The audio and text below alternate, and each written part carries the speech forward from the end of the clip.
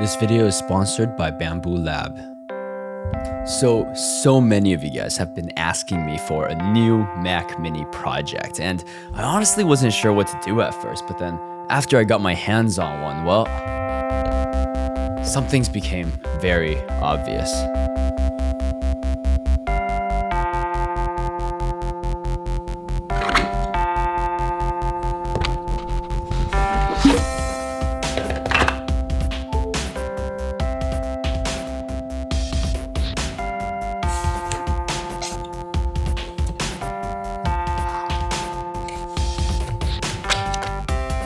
All right, that was a fun little warm-up project, but let's finally do what we've all been thinking about. I mean, this thing is so very small. It's tiny. So tiny. So we gotta be able to create a portable setup around it, right? I mean, people are definitely trying to. They're carrying these things around with portable monitors and keyboards. And I get it, it's one of the most powerful computers you can get at this size and price tag. So of course, people are gonna try to use it portably. So let's see what we can come up with.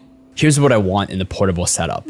I hated carrying around the keyboard from my other portable builds, so this time I want to incorporate the Apple Magic Keyboard into the design. These are super lightweight and thin. Newer ones have a fingerprint reader, but the older models you can get for pretty cheap on the secondhand market. Next, I found this cool monitor with VESA mounting points that's almost the same size as the keyboard, so it's perfect. It's definitely on the heavier side as far as monitors go, but I like that it can be used with just one cable from the Mac Mini, and it's touchscreen. The black enclosure doesn't really fit in with the Apple products though, so let's fix that.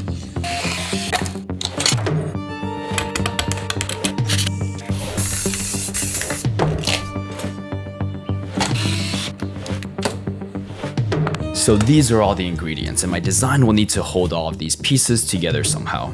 Let's brainstorm. What are my constraints? Well, the monitor and the keyboard are around the same size, so those should be put together. No, the keyboard's too light and the monitor is too heavy. The whole thing would tip over. Well, the Mac Mini is also heavy. Maybe you can prop up the screen with it. Then the keyboard can just fold upwards to close. Yeah, but now the ports on the back of the Mac Mini aren't accessible. True, and the on button too. You won't be able to turn it on like this. Well, what if I turn it on its side? This way the ports are now accessible. And I can just turn it around too, so then the on button is too. The Mac Mini is sticking out now. The whole thing feels bulky. Let's tuck it under the monitor then. This is more ergonomic with the screen higher off the table. True, it won't tip over now, but it's even bulkier. If only the screen was lighter, then it won't tip over so easily. The monitor's too heavy. It's gonna keep falling back. This monitor is too heavy. The keyboard's too light. Wait, we can just make the keyboard heavier. If we weigh it down with the Mac Mini, then the whole thing won't tip over. Yeah, but nobody can type like this. No. Weigh it down beside the keyboard.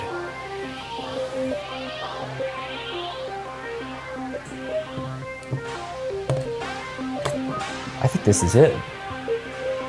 I can work with this.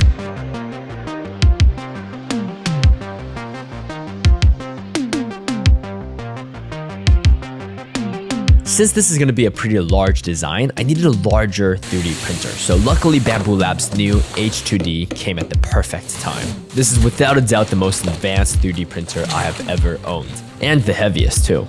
This whole thing just feels so smart. If you need ventilation during a print, vents automatically open.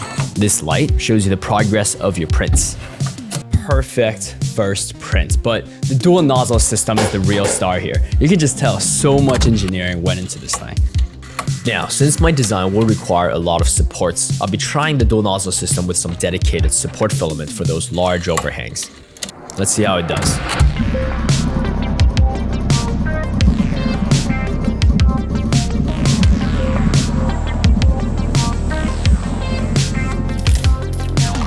As expected, the supports were super easy to remove and the surface looks great. Now, just a few more parts.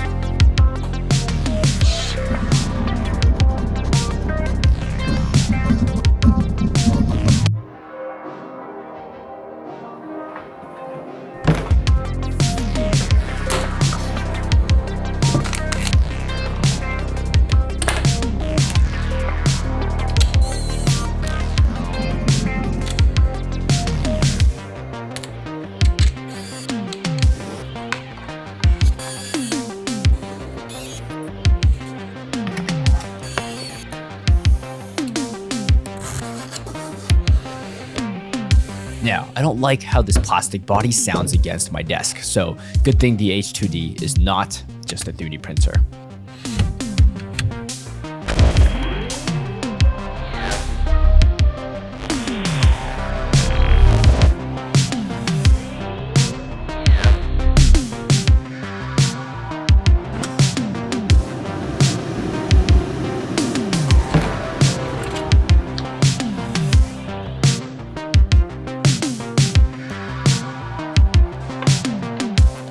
And last but not least, always remember to date your work.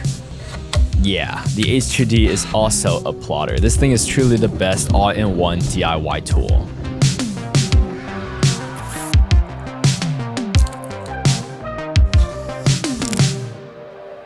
So this is my new portable Mac Mini setup.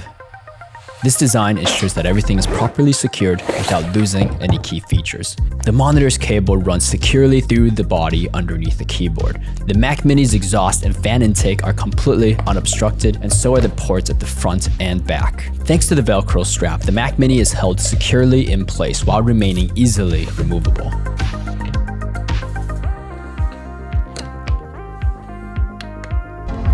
It uses an industrial torque hinge to support the monitor, and its friction is adjustable. Once dialed in, the screen stays firmly where you set it.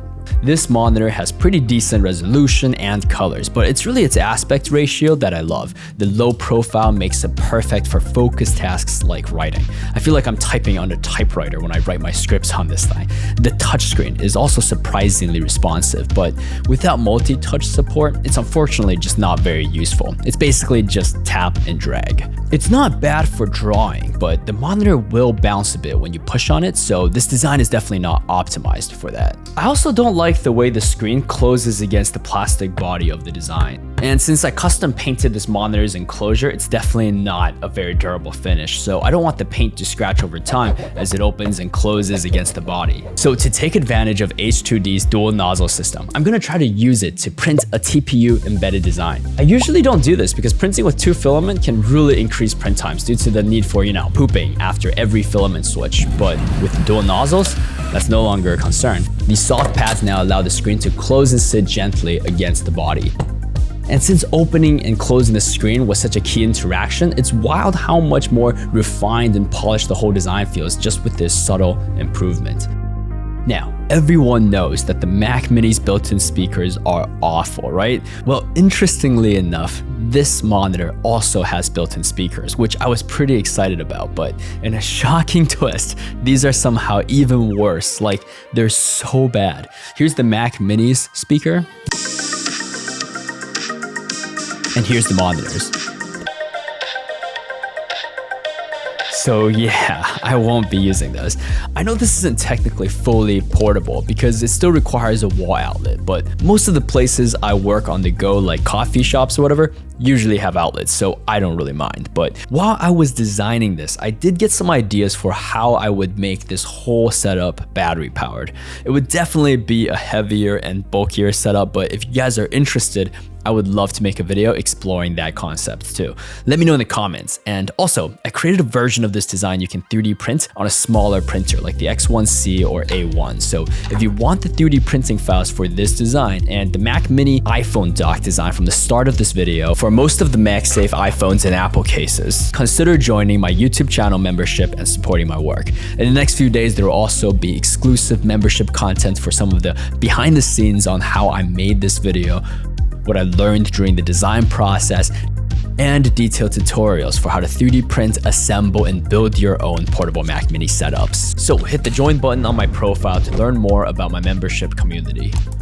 Anyway, I've always wanted more tools like a laser cutter, for example, but I can't because of the size of my apartment. There's just not enough room for so many machines, and that's why I'm kind of falling in love with Bamboo Labs' new H2D. And the thing is, usually when a tool is capable of doing more, it becomes a lot harder to use as well, but the H2D kind of breaks that pattern. It can do so much, and yet it's somehow still so easy to use. It's so quick to switch between the different tool heads, and it just feels so smart, the way it can auto-detect and calibrate itself for whatever it needs to do. I have never owned a laser cutter before, and yet after unboxing this thing, I began laser cutting stuff within 10 minutes. Just as how Bambu Lab made 3D printing so easy and accessible, they're now doing the same with plotting and laser cutting. Except the crazy part is, it's all happening with just one machine. I've only had the H2D for a few weeks, but it's already pushing my imagination towards building things that no longer feel like prototypes and more like polished products. I'm not just working with a 3D printer anymore, but I now have like a full personal manufacturing hub capable of just so much more. If you want to learn more about this amazing tool, check out the links below, and huge thank you to Bambu Lab for sponsoring this video. And with that, that's pretty much everything. Let me know in the comments if you guys would like to see a battery-powered version of this Mac Mini setup, or if you have other ideas for me. I'd love to hear them. I hope you guys enjoyed this project, and yeah, thanks for watching.